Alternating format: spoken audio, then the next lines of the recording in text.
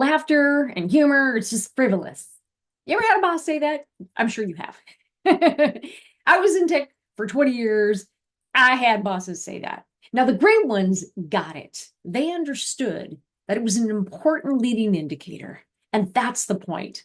If you're dismissing laughter and humor, you're probably missing out some big human metrics. So let's talk about the human metrics. That's this week's newsletter. Look, too often we're obsessed with KPIs and all the dashboard metrics that are financial.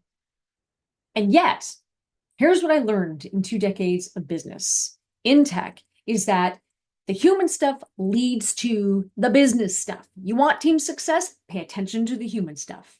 The human stuff is an indicator. The people power powers the profits. So you're only as good profit-wise as your people are doing. And your human metrics can't be forgotten. You've got to pay attention. So, for example, how do you know? We've all worked in places where people, they don't laugh. They don't speak up. When they disagree, it's angry. There's no agreeable dissent. And what I mean by that is it's okay to disagree respectfully.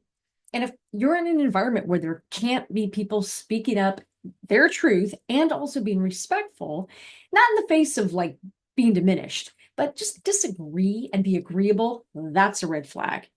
No laughter, no humor, that's a red flag. Is there blame? Do people never take responsibility for their mistakes because the environment is bad? When you're in a blame environment, everybody denies responsibility because nobody wants to get blamed. And if you're in a blame and shame environment, blame and shame ruin the innovation game. That's what's up. Blame and shame ruin the innovation game. You can't have it all. So it's really important to look at those things. Look at how laughter puts people at ease. Is there laughter, healthy laughter? Is there healthy humor? Do people speak up? Do they dissent in a positive, productive way? Are they okay with disagreeing? Do they listen? Do people, are they able to take responsibility for mistakes that they make? Because it's no big deal. Have you made it no big deal? Or have you made it a big deal? These are the human metrics. These are the red flags to look for. Silence is a killer. I had a boss that was like, well, no news is good news. No, it's not. Because when people don't trust you, they don't tell you they don't trust you. That's bad news. So silence is actually a killer, and silence speaks very loudly to me.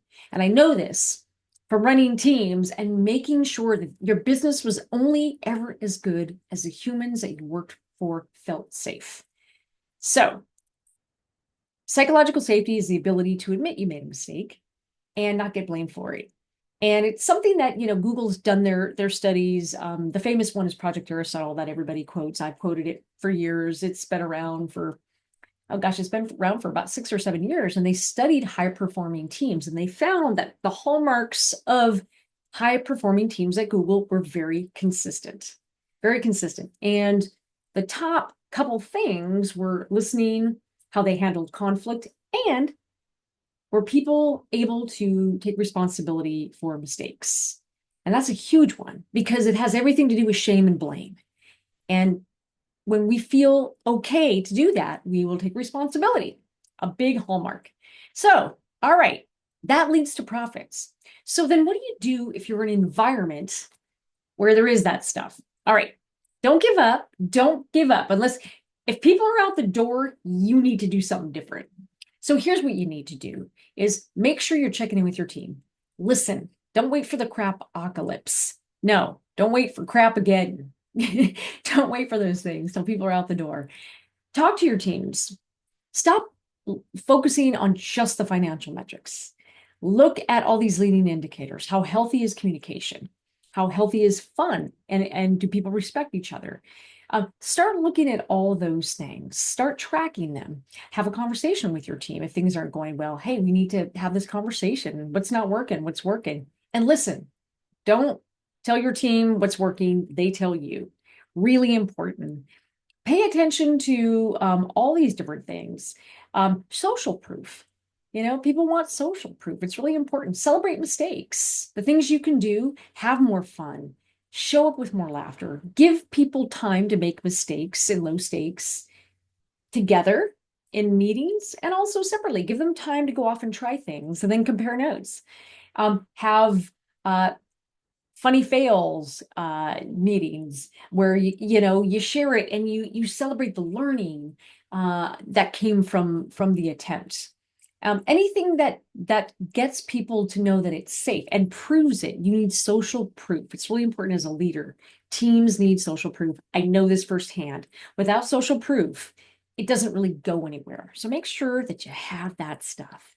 I've been in environments, I'm sure you have too, where, when you're made to feel shamed and blamed and yelled at, you shut down. I've done it in improv environments with instructors in my 20s when I was first starting out. And in tech, yep, I had bosses that would yell, don't bring me problems, bring me solutions. I don't want to know about it. Well, I don't see the 360, hence I'm bringing it to you. But if people feel like they can't say anything, they're going to get shut down. If we call ideas stupid, and I was in a group where the boss would just shit on people's ideas over and over again. Well, shock of shocks, people stop suggesting ideas because it's not considered safe. When you're in an environment, and we've all been in it, where people disavow responsibility and start blaming each other, it's because it's coming from the top down. They are covering their butts. So if your team is covering your butts, how are you maybe inadvertently contributing to that? So if you want a culture where people take responsibility, you as the leader need to start first. It starts with you. It's all about you because leadership rolls downhill. Leader and ship all rolls downhill. So it starts with how you show up. It is reversible. Leadership might be right for you if these signs happen. It is reversible. You can always make it better. So don't give up. But if your people aren't telling you things, if people are clamming up in meetings, if nobody's trying anything new, if the status quo is just, what people cling to, then you need to talk about it. You need to talk about it. If blame happens, if people won't take risks, you got to have that conversation in your group. So deal with it. It is reversible. So the human metrics do matter. Always, always, always. And again, they are a leading indicator of the good things to come. I promise. Because I've never seen, in my experience, dashboard metrics that were positive in terms of financial metrics, whether it was ideas produced or collaboration across teams or in terms of products, things like that. Revenue per employee, I've never seen those metrics that are really key metrics go up when all these other things go down. They just don't. They're highly correlated. So look at the leading human indicators. All right, my friends.